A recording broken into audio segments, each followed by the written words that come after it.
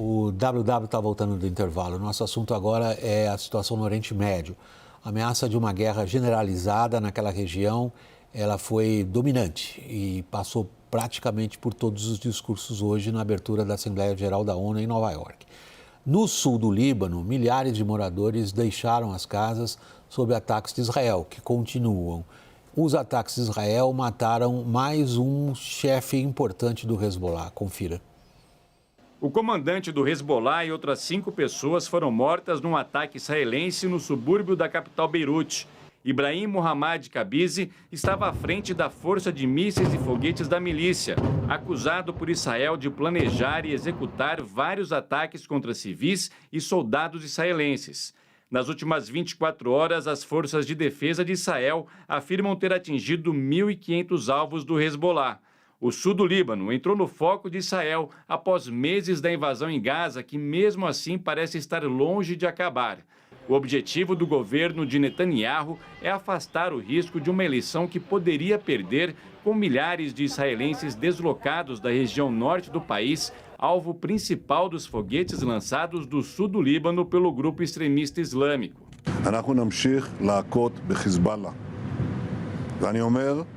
לעם בלבנון, המלחמה שלנו לא איתכם, המלחמה שלנו עם חיזבאללה.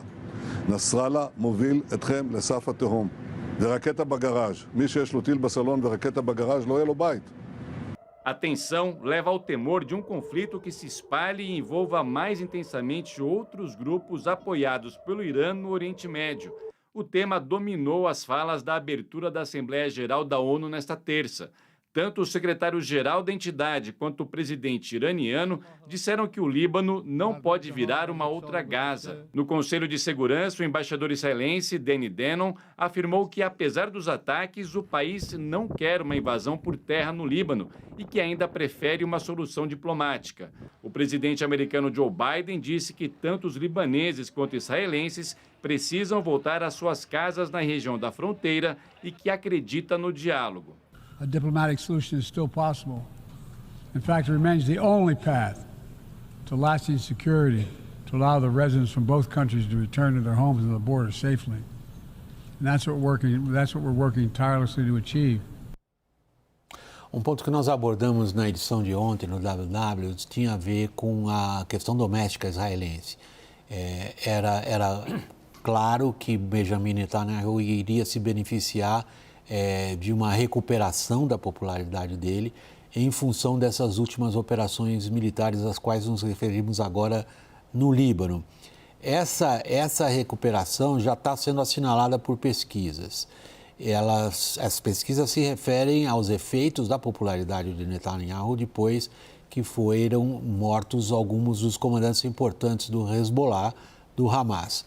O Likud, o partido do primeiro-ministro israelense, assumiu a liderança nas pesquisas regionais. O Likud tem agora 23,4%, Unidade Nacional tem 21,1%, Israel Beitenu 13,8% e Eshad Atid 13,6%. O importante anotar é como que a popularidade do Likud se recupera em função de operações militares desse tipo. Alberto Pfeiffer, seria este o principal fator a ser considerado no que muitas pessoas têm dificuldade de identificar qual é exatamente a estratégia, onde Israel quer chegar em relação ao Hezbollah? Bom, quer neutralizar a ameaça à sua condição existencial. A campanha de Gaza, de neutralização do Hamas, recuperação dos reféns, não teve a eficiência esperada, né? Os reféns continuam, mais de 100 reféns em mãos do Hamas. O Hamas foi bastante duramente atingido, mas não foi desbaratado. E a cooperação do Hezbollah é que dá sobrevida, que dá meios para a manutenção do Hamas no seu combate a Israel na faixa de Gaza e com a ameaça de outras incursões a Israel. Então, o próximo alvo seria Hezbollah. Aquele ataque dos pagers e dos aparatos de comunicação foi o primeiro passo e a partir daquilo, que não se sabe ainda se foi causado ou foi originado na necessidade de se operacionalizar aqueles dispositivos, porque teria sido descoberta a sua existência, quer dizer, parece que alguns operativos do Hezbollah começaram a desconfiar de alguma sabotagem naqueles aparelhos. Então, era necessário utilizar essa artimanha o quanto antes, mas leva a uma escalada, neste momento, para se aproveitar esse desbaratamento da logística e da comunicação interna do Hezbollah e, igualmente, neutralizar uma resposta do Hezbollah. Um outro fator é o novo governo iraniano, que elegeu um novo presidente, um presidente de uma linha um pouco mais moderada para os padrões iranianos, e que pode não ser tão rápido na resposta a Israel como o regime anterior poderia fazer. Então, acho que são duas considerações. Essa consideração da sustentabilidade doméstica, da popularidade do governo Netanyahu, né, da sua legitimidade, e a oportunidade, a necessidade de se escalar a neutralização do seu principal inimigo, de fato, que é o Hezbollah, considerando que o Hamas era um instrumento, uma proxy do Hezbollah nesse eixo Hamas, Hezbollah, Irã. Lorival, às vezes me parece, Lorival, que em função da escolha que Israel fez de ação militar contra o Hezbollah, a gente está diante de um clássico da estratégia e da ciência política, que é a opção que Israel claramente fez pela estratégia da coerção. A estratégia da coerção, ela é arriscada, sobretudo quando a gente considera a capacidade de resistência de um grupo bem financiado, bem treinado, experiente e bem armado como é o Hezbollah. Então nós estamos diante de uma incógnita, que é saber se neste caso uma estratégia de coerção apresenta quais perspectivas de sucesso na sua avaliação? Eu acho impossível analisar essa decisão de Israel de fazer essa ofensiva contra o Hezbollah, considerando só as questões estratégicas e militares. Eu acho que a causa dessa decisão é de política interna. O Hezbollah, ele intensificou os ataques contra Israel a partir do dia 8 de outubro, porque Israel foi responder aos atentados de 7 de outubro do Hamas com a campanha contra a faixa de Gaza. Então, o Hezbollah elevou o custo dessa campanha para tentar dissuadir Israel de fazer aquilo que Netanyahu disse que tentaria fazer, que era extinguir o Hamas, né, eliminar por completo o Hamas.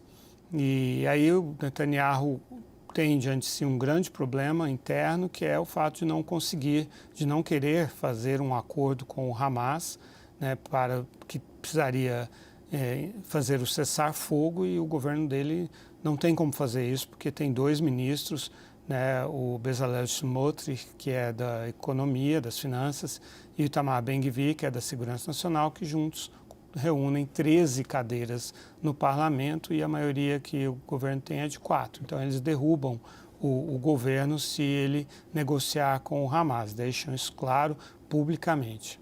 Então, é por isso que o Netanyahu, e aí existem de 60 a 80 mil israelenses que se deslocaram do norte por causa da intensificação dos ataques do Hezbollah. Veja, esses israelenses moravam no norte, estavam lá no norte. A guerra era de atrito, era de bem mais baixa intensidade, tanto que as pessoas viviam lá. Se deslocaram depois, a partir do 8 de outubro, por ordem do próprio governo israelense. Então, agora, como Netanyahu não pode negociar um cessar-fogo com Hamas e, portanto, a libertação dos 100 reféns, essa é uma grande crise dentro de Israel, então ele cria um novo flanco, um novo fronte de conflito para compensar esse problema político que ele atravessa. Agora, a gente sabe muito bem que eliminar o Hezbollah não vai acontecer. Nem eliminar o Hamas é possível, né? Outro dia morreram 3 soldados israelenses em confronto com o Hamas na faixa de Gaza, depois de todo o bombardeio que Israel fez, matando mais de 40 mil pessoas. Então, também, muito menos vai eliminar o Hezbollah, que é muito mais forte do que o Hamas. Então, já vivemos isso em 2006, não aconteceu. Na época, o Hezbollah tinha 15 mil foguetes, hoje tem 150 mil foguetes e mísseis. Então, claramente, não é uma decisão de cunho militar, é uma decisão eminentemente política. Quando a gente vê, de novo, voltando um pouquinho ao discurso do presidente Lula na ONU, ele fez referências a alguns principais conflitos, inclusive agora ao conflito Oriente Médio. Alguma alteração? Não, zero, William. Inclusive, as falas do Lula hoje, de novo, geraram ali uma reação da comunidade judaica, principalmente a brasileira aqui, que saiu a soltar notas. Eu tenho uma impressão, William, que o Lula, o Itamaraty, o governo brasileiro, ele coloca essa questão com Israel e uma questão pró-Palestina dentro daquele conceito até de luta de classes, do fraco contra o forte, que ele transpõe para diversas questões, até de política interna e até do discurso histórico do petismo, né, do Partido dos Trabalhadores aqui.